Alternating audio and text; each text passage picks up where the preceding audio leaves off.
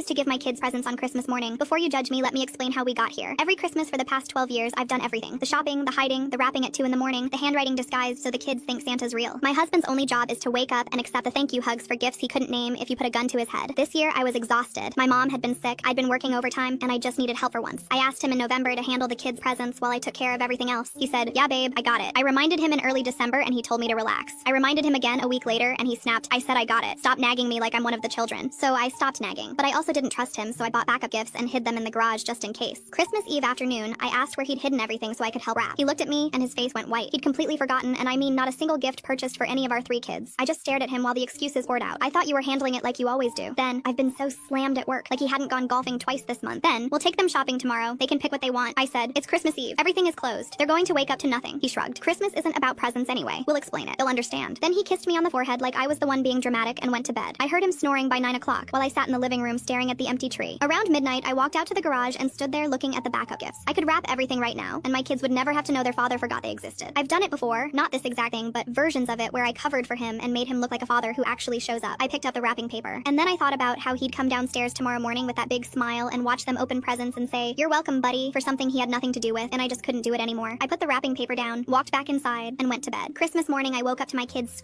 Click the link in my profile to watch the exciting follow-up.